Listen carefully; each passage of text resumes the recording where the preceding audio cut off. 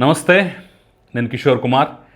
ఈ వీడియోని మీరు మొదటిసారి మన ఛానల్లో చూస్తున్నట్టయితే దయచేసి ఈ ఛానల్ని సబ్స్క్రైబ్ చేయండి. అదేవిధంగా కింద మీకు హైప్ బటన్ కనిపిస్తే దాన్ని ప్రెస్ చేసి మాకు పాయింట్లు ఇవ్వడం కూడా మర్చిపోకండి. మీ ప్రోత్సాహమే మాకు కొండంత బలం.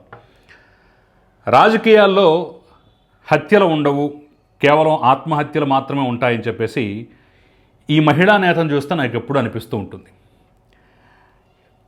తను మునగటమే కాదు, తను పడిపోవటమే కాదు, తను ఉన్నటువంటి పార్టీని కూడా ముంచేసి పడగొట్టేటటువంటి సామర్థ్యం కొంతమంది నోటికి ఉంటుంది అని చెప్పేసి రాజకీయాల్లో సహజంగా కొన్ని విమర్శలు వస్తుంటే నేను గతంలో పట్టించుకోలేదు.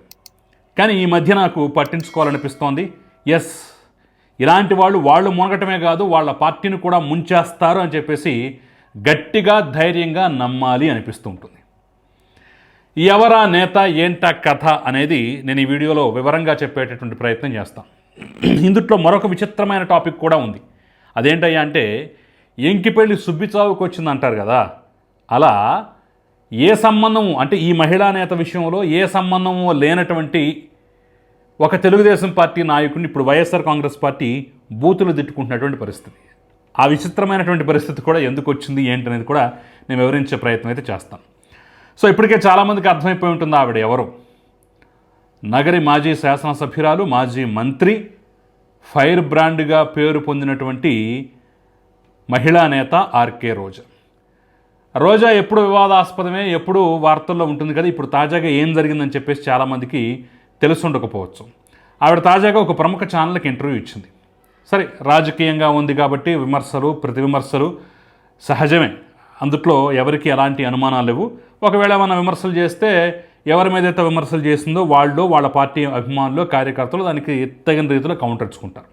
కానీ అంతకు మించి నోటి దోల, నోటి తేట ప్రదర్శించి ఇక జన్మలో రోజా మరొక్కసారి శాసనసభ మెట్లెక్కకూడదు, మనం మరింతగా కలిసికట్టుగా ఈసారి పనిచేసి ఇంకోసారి కూడా ఓడగొట్టాలి, ఎన్నిసార్లు నుంచున్నా అన్నిసార్లు ఓడగొట్టాలి అని చెప్పేసి కంకణం కట్టుకునేలాగా చేసినటువంటి మాటలైతే కొన్ని రోజా తాజాగా కొన్ని మాటలు ఆ వీడియోలో, ఆ యొక్క ఇంటర్వ్యూలో మాట్లాడింది.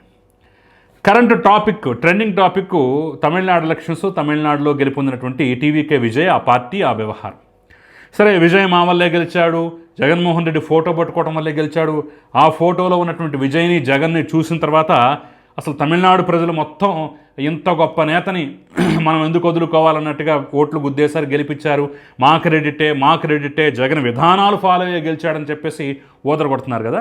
ఇప్పుడు అదే అంశాన్ని యాంకర్ కూడా పర్సన్ రూపంలో అడిగారు. దానికి తన వెర్షన్ తను ఇవ్వచ్చు. కానీ సంబంధం లేకపోయినా సరే పవన్ కళ్యాణ్ని తీసుకొచ్చి మరి అక్కడ పవన్ కళ్యాణ్ వ్యక్తిత్వాన్ని హననం చేసే విధంగా పవన్ కళ్యాణ్ని దారుణమైనటువంటి భాషలో దుర్భాషలాడినటువంటి పరిస్థితి కనిపించింది. ఆవిడ ఎగ్జాక్ట్గా అన్న మాటలు ఏంటంటే, సరే మనం ఆ వీడియో కాపీరైట్స్ ఇష్యూస్ వల్ల ప్లే చేయట్లేదు కానివ్వండి, తమిళనాడు ఎన్నికల ఫలితాలు వచ్చిన రోజు ఎత్తెత్తి కుమ్మేశారు, ఎత్తెత్తి తన్నారు అనేటటువంటి ఒక సందర్భంగా అనే ఒక మాటను ఉపయోగించినటువంటి పరిస్థితి.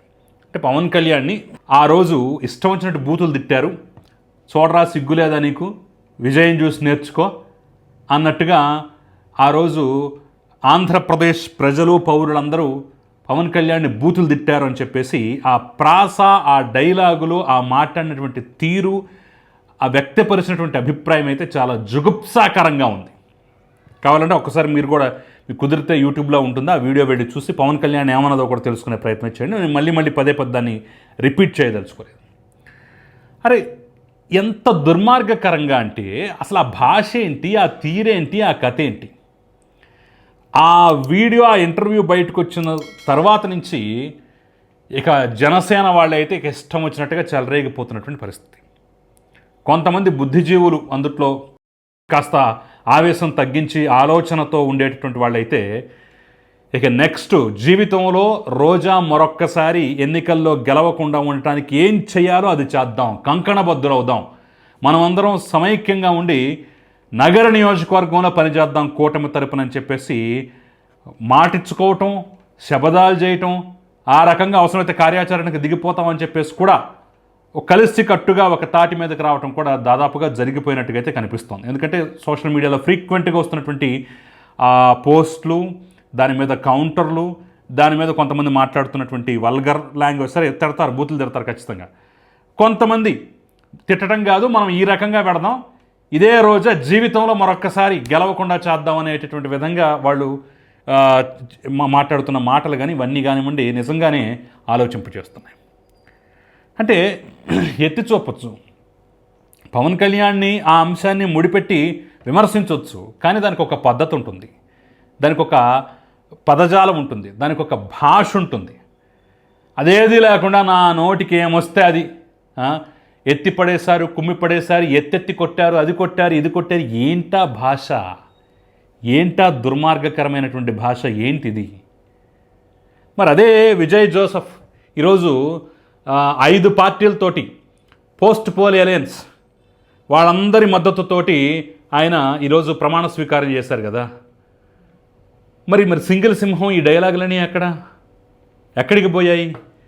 మీ పార్టీకి బద్ధశత్రువైనటువంటి ఆజన్మాంత శత్రువైనటువంటి కాంగ్రెస్ పార్టీని మద్దతు తీసుకున్నారు కదా, రాహుల్ గాంధీని పక్కన పెట్టుకున్నారు కదా.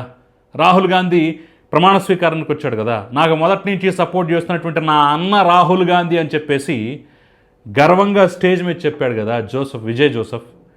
మరి దాని గురించి ఎందుకు మాట్లాడరు? ఎందుకు ప్రస్తావించరు? ఇంకెక్కడ మీ సింగిల్ సింహం, మీ డైలాగులు, మీ కథ, మీ వ్యవహారం? మరి కేవలం ఫోటోతోటే పక్క రాష్ట్రంలో ఒక ముఖ్యమంత్రిని చేయగలిగినటువంటి సామర్థ్యం కలిగినటువంటి మరి జగన్మోహన్ రెడ్డి సొంత రాష్ట్రంలో ఎందుకు ఓడిపోయారు?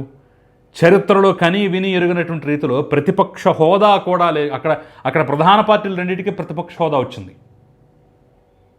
అక్కడ డిఎంకే కానివ్వండి, అన్నా డిఎంకే కానివ్వండి, ఈ 2 ప్రధాన పార్టీలు. ఇప్పుడు టీవీకే వచ్చిందనుకోండి, అది వేరే విషయం. ఆ 2 ఇప్పుడు టీవీకే గెలిచినా సరే, అధికారంలో ఉన్నా సరే, ఆ 2 పార్టీలకు కూడా ప్రతిపక్ష హోదా వచ్చింది. ప్రజలు ఇతోధికంగా మద్దతు ఇచ్చారు, ప్రజలు ఇతోధికంగా సీట్లు కూడా కట్టబెట్టారు.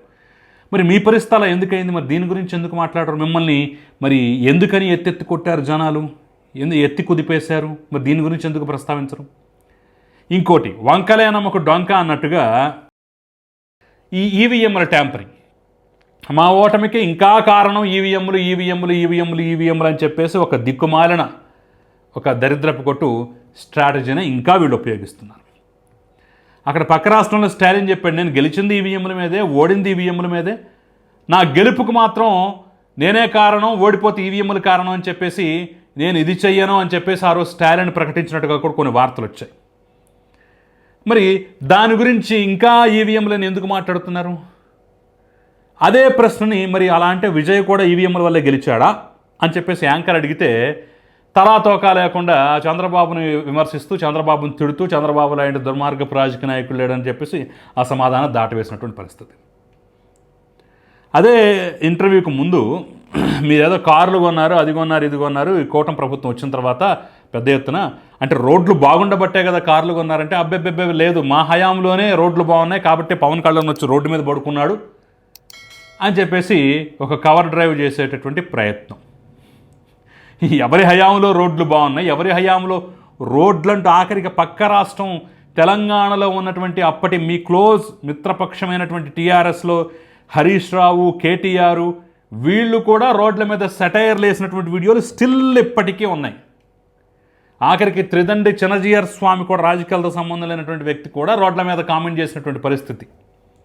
ఆంధ్రప్రదేశ్లో గతంలో రోడ్లు ఎలా ఉన్నాయన్న దాని మీద కొన్ని వందల వేల దృష్టాంతాలు, పేపర్ క్లిప్పింగ్లు, వీడియో క్లిప్పింగ్లు ఇంకా ఉన్నాయి. నా దగ్గరే ఒక చిన్న డంప్ ఉంది, నా దగ్గరే ఒక చిన్న స్థాయి డంప్ ఉంది. ఈ రోడ్ల పరిస్థితి గురించి పేపర్లో వచ్చినవి, ఒరిజినల్గా వచ్చినటువంటి వీడియోలు, ఫోటో క్లిప్పింగ్లు ఇవన్నీ నా దగ్గరే ఉన్నాయంటే ఇక మిగతా పార్టీల దగ్గర ఏ రకంగా ఉందో అర్థం చేసుకోవచ్చు. అంటే ఈ రకంగా ఒక గుడ్డొచ్చి చెవిలో పడ్డట్టుగా, ఇష్టం వచ్చినట్టుగా నేనేం చెప్పినా ప్రజలు నమ్ముతారు అనేటటువంటి విధంగా మాట్లాడినటువంటి మాటలతో అయితే ఒక పక్క అభాస్పాలవుతూ, మరో పక్క జనసేనను రెచ్చగొట్టి ఇంకా మరింత సంక్షోభంలోకి నెట్టుకున్నటువంటి పరిస్థితి. అది పవన్ కళ్యాణ్ అనవసరంగా టార్గెట్ చేయొద్దు, మనకు దానికి లాభం కన్నా నష్టం ఎక్కువ అని చెప్పేసి అనేక సందర్భాల్లో వైసీపీ రియలైజ్ అయ్యింది అని చెప్పేసి వార్తలు వచ్చినా కానీ రోజా వంటి వాళ్ళ తీరు చూస్తుంటే, వాళ్ళ మాటలు చూస్తుంటే అయినట్టయితే కనిపించట్లేదు. ఇక ఆఖరిగా ఈ అంశంలో ఎంకిపేడి సుబ్బిచావుకు వచ్చింది అన్నట్టుగా నేను చెప్పా కదా, దానికి ప్రత్యక్ష ఉదాహరణ ఏంటంటే బండారు సత్యనారాయణ మూర్తిని ఇప్పుడు వైసీపీ వాళ్ళు కొంతమంది తిట్టుకుంటున్నారు. ఎందుకంటే ఆయన గతంలో రోజా ఎలాగే మాట్లాడితే వాళ్ళ హయాంలో అన్నమాట బహుశా. దానికి కౌంటర్ ఇస్తూ ఆయన కొంత ఆవేశంగా కొంత పరిధి దాటి కూడా మాట్లాడిన ఆవిడ గత చరిత్ర ఏంటి, ఆవిడ గతంలో ఏం చేసింది, ఎలాంటి ఫిలిమ్స్లో యాక్ట్ చేసింది అని చెప్పేసి చెప్తూనే ఆవిడ పలానా చోట ఎన్నికల ప్రచారానికి ఏ రకంగా వచ్చింది, అప్పుడు తెలుగుదేశంలో కూడా చారలేదు, ఏ రకంగా వచ్చింది ఏంటి అంటూ కొన్ని వివాదాస్పద కామెంట్లు దానికి జోడించారు.